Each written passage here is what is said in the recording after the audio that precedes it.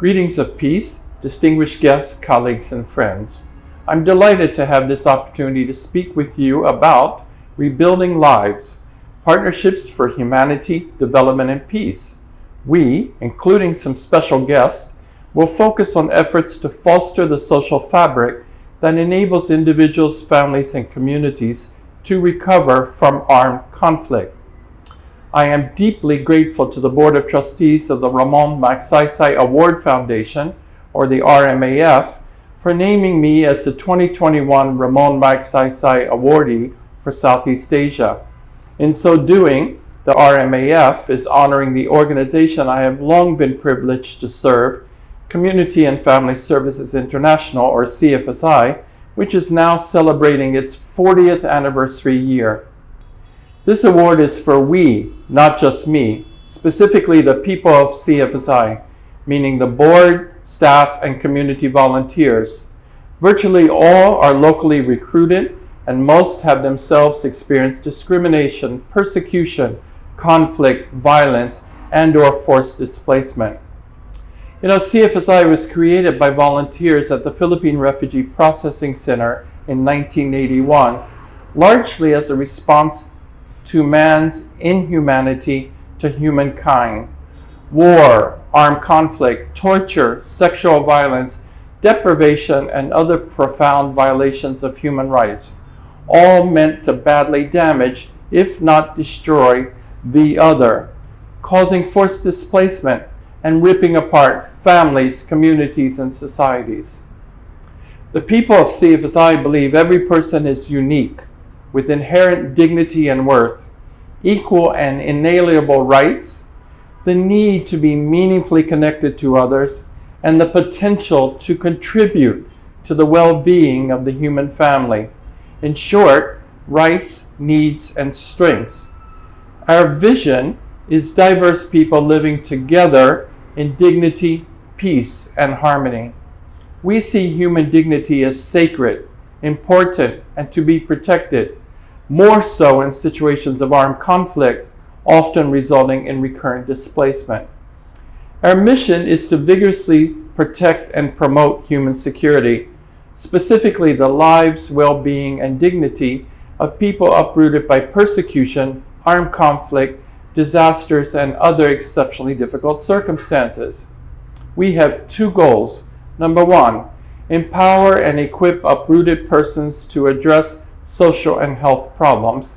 And number two, prevent children, women, and men from becoming uprooted by promoting peace, respect for human rights, and the equitable distribution of resources. Simply stated, the purpose of CFSI is rebuilding lives. The populations of greatest concern are refugees, internally displaced persons, stateless persons, and those who are disadvantaged, vulnerable, and in need of social protection. Let's take a moment for definitions. A refugee is someone who's fled his or her country, meaning they have crossed an international border because of an exceptionally difficult circumstance, such as war, violence, conflict, or persecution. Outside their country, they're unable or unwilling to return because of a well-founded fear of persecution due to race, religion, nationality, political opinion, or membership in a particular social group. Refugees are protected in international law, largely through the 1951 Convention on Refugees and the related 1967 Protocol. Internally displaced persons, or IDPs, may have experienced the same or similar situations as refugees and/or disasters and the adverse impact of climate change. But they have not crossed an international border. Instead, they remain in their own country. IDPs are not presently afforded international protection, although many countries do try to apply international standards, including the guiding principles on internal displacement endorsed by the United Nations Commission on Human Rights in 1998. Stateless persons are those not considered a national or citizen under the laws of any country. Many have been forcibly displaced. Others have remained where they and their ancestors have always lived, but they are highly vulnerable and often excluded from or unable to access basic public services. They are especially vulnerable when their births have not been officially registered and their life histories are not recognized. Note that refugees or IDPs may also be stateless persons. The needs of these three populations, plus others, has CFSI working in three distinct but related arenas: humanitarian, development, and peace building.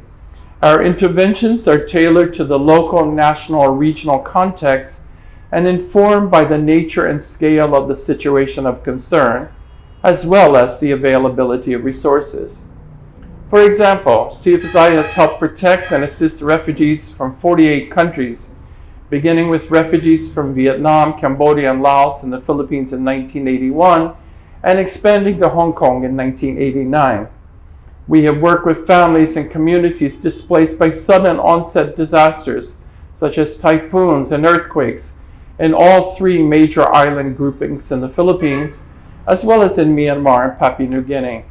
Sadly, we anticipate many people will be adversely affected by calamities and climate change in the years ahead, more so if a range of actions are not taken with immediate effect. Since 1998, CFSI has been working with stateless persons in Rakhine State, Myanmar. In more recent times, helping to prevent the Sama Bajau of the Philippines from becoming stateless. We have worked in peace building in Timor-Leste and with people affected by armed conflict or violence within their own countries as well as across borders in Cambodia, Indonesia, Myanmar, and the Philippines, especially Mindanao, where we have served continuously since 2000. These situations have largely been driven by injustice and have resulted in many lost lives, large-scale displacements, and low scores on most human and social development indicators. One of the defining characteristics of all such CFSI activity is partnership with many stakeholders. These include the affected population, government at various levels, UN agencies, development partners, non-governmental organizations or NGOs, civil society organizations, the private sector, donors, and many others. We purposefully develop and sustain such relationships to underscore the importance of inclusion and to build community for social transformation. From the perspective of CFSI, the most important of these wonderful partners are the affected persons, families, and communities. They are, in fact, the reason CFSI exists. Lesson number 1. The we includes not only the people of CFSI, but also the partners of CFSI. Humanitarian assistance is usually a response to some major emergency, such as a devastating typhoon or a highly complex situation like an outbreak of armed conflict. These situations result in a great deal of loss. They displace large numbers of people, involve significant damage to both public and private infrastructure, and they require immediate intervention. In such situations, humanitarian activities are directed towards saving lives, alleviating suffering, strengthening resiliency, and promoting recovery. Generally, humanitarian actors exit the area after the situation has improved, if not normalized. Work in the development arena is generally focused on those in need of social protection, such as the poor, disadvantaged and vulnerable people, out-of-school youth, persons with disabilities and chronic health conditions, indigenous peoples, and others. Development efforts are generally community-driven, usually take place in rather stable environments, and are often programmed over a relatively long period of time. Typically, the aim is greater opportunity and an improved quality of life. Because this takes quite a while, development actors may remain in the same area for many years, even decades. Peace building involves a range of activities, including advocacy, fostering dialogue and relationships, finding ways to resolve differences and pursue transitional justice, violence prevention, reforming institutions, and promoting societal transformations. Interventions can take place at the highest levels, at the household level, or just about anywhere in between. They can include formal negotiations between warring parties leading to lasting peace agreements, as well as reconciliation ceremonies ending violence between families or clans. While it is possible for those who serve in each of these three arenas to essentially work in silos, there is growing realization and appreciation for what is known as the Humanitarian Development Peace Nexus, or the Triple Nexus. From the CFSI perspective, this is a useful framework for interventions with individuals, families, and communities affected by armed conflict, one that we have been applying in Mindanao and beginning more recently, Rakhine State, Myanmar. At a future date, we hope to speak about the rapidly evolving situation in Myanmar and our efforts to ramp up our response. Armed conflict, whatever the cause, results in death, physical and psychological suffering, the destruction of property, delayed social, economic, and human development, displacement, and for many, a loss of hope for the future. It produces IDPs, leaves stateless persons even more vulnerable, and can force some people to seek asylum as refugees in other countries. Perhaps most damaging of all is the loss of trust between peoples and between people and other stakeholders.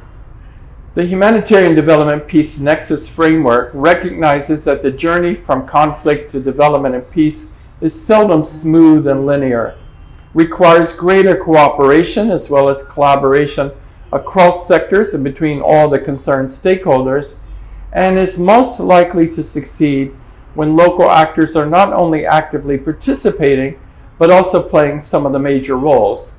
It is, after all, those who live in the area who are most adversely affected by armed conflict and displacement, just as it is they who are most expected to benefit from increased access to newly developed services, infrastructure, and goods. This does not mean there is no longer any need for support from national or international actors, nor any major roles for them to play. We do not believe that, and we do not say that. But from our perspective, the Nexus does require a new mindset. It calls for more bottom-up thinking and demands more people at the table, particularly local stakeholders. The Nexus framework also allows for greater flexibility in terms of responses to rapid changes in the environment. Further, it underscores the importance of true and lasting partnerships, relationships, not simply project-specific cooperation and collaboration. In other words, the Nexus calls us to listen, and listen well, to those most affected, which is absolutely essential for trust building. Lesson number 2, listen, listen, listen. To give us an idea of what this might look like in areas affected by armed conflict, we traveled back to Mindanao in October, this time with cameras, and consulted our local partners. These included IDPs from the most affected area of Marawi City, which suffered from 5 months of intense armed conflict in 2017. It also involved consulting those helping to rebuild Marawi. We consulted individuals, families, and communities in the 6 major camps of the Moro Islamic Liberation Front, or the MILF, which has entered into a comprehensive peace agreement with the government of the Philippines, or the GPH, after more than 40 years of conflict. We spoke with combatants, transitioning combatants, and former combatants, as well as representatives of local, regional, and national government. Let's hear what these folks had to say about partnerships to foster the social fabric for humanity, development, and peace. Napakasakit sa amin na makita yung mga houses namin na binobombahan. Na hindi namin matanggap na yung mga nakikita namin sa TV is naranasan namin as an IDP. When I came back from Saudi Arabia, we put a business here. The water refilling station is already stalled in there, Okay. and then ready to operate, but then the seeds Oh my goodness. You can see the house of my mom and my dad. So my dream that we come back again. Then with my family. I hope so, inshallah. For me, it's not a dream of mine, but it's a dream of most Marna who are affected by the Marawi crisis. We only want one goal and one dream is for us to go back.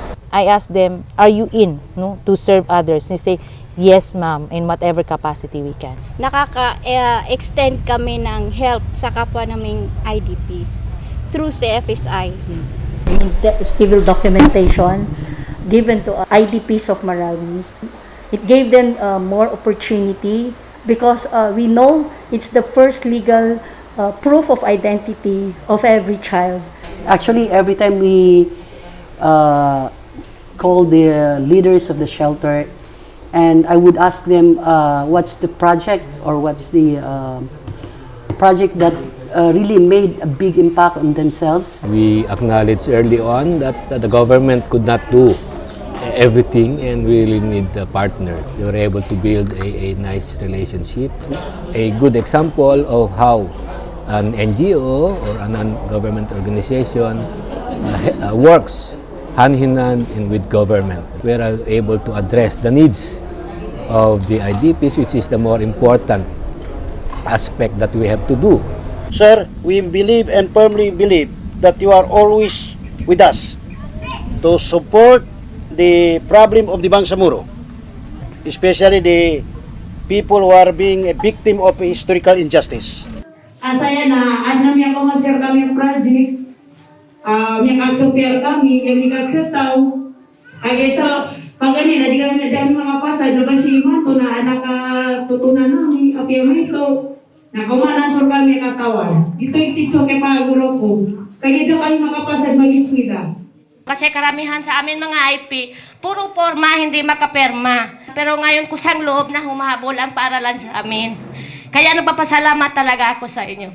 Na mabiyahe niya ang pinatindig kapag kapangagi sa mga matuwa, arasabot yung mga dami kapangagi sa Ingles, na abyan yan, gumagaga, ikapilumanin ka ng mga nganin, na pagsukusok ko yun. Na abyan yan, gumagagay, magkatutay sa rimad, kalimutan pa rin. Na alhamdulillah, sa katokay. Ang pangarap ko po ay makapagtapos ng pag-aaral para po ako makakuha ng trabaho. Teacher po. Mapunamya niya si Bapa Basiran niya, pagsukusukuhan ko ka, napagitungil niya. Masahin niya tabang sa kami. Kaso, meto kadulog ko to no na, so kami na angga sa kinapangagi, sa naangga kano kinamuna, kinapag-istrak, na namakatalo sa amin sa maya. Yako kahana sa ginawa ko na malilitar pa, mape kapaguya-guya, mape kapagagama na natuba. In the camps, our targets are the combatants who are left behind for how many years. Yeah. So they are very thankful to our programs in the camps.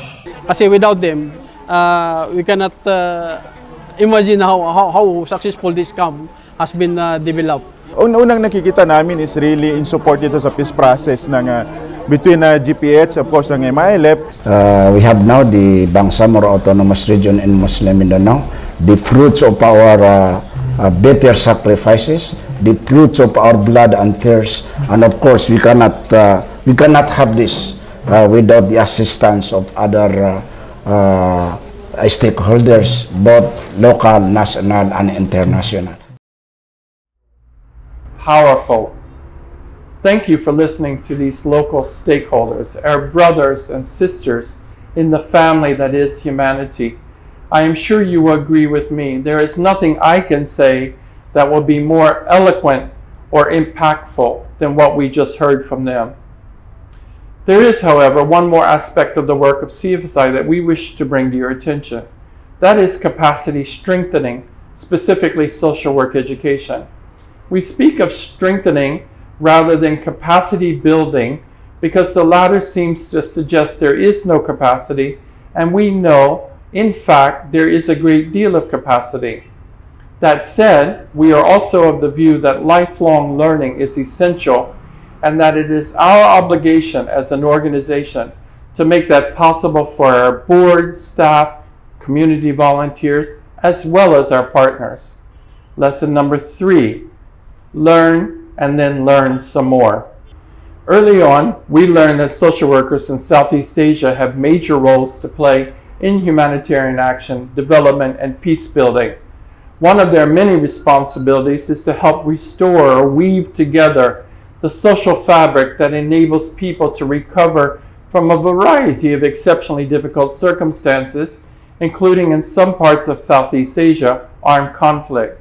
We also came to understand that the roles and responsibilities these helping professionals were and are expected to fulfill require higher level knowledge and skills, generally developed through a master's degree program in social work and several years of experience.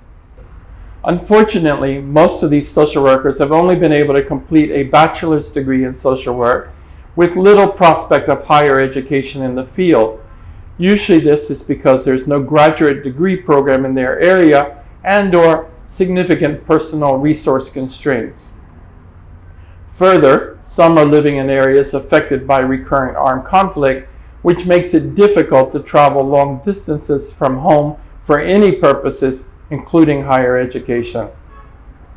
As such, we put on our innovation caps and work with partners, local, national, and international, to establish social work education projects in 3 locations, specifically the conflict-affected area of Mindanao, Vietnam, and Myanmar. In other words, we came up with models that allowed us to bring graduate degree level social work education to the places where it was most needed, thereby allowing these social workers to continue serving in their communities and their offices right where they were so desperately needed and at no cost to these same individuals. This initiative, known as the Social Work Education Project, or SWEP, has thus far resulted in 100 social workers in the conflict-affected area of Mindanao earning a master's degree in social work, as well as 203 individuals earning the same degree through a different partnership model in Vietnam. The work in Myanmar has progressed, but not quite as quickly as we had hoped, owing to recent developments above and beyond the pandemic.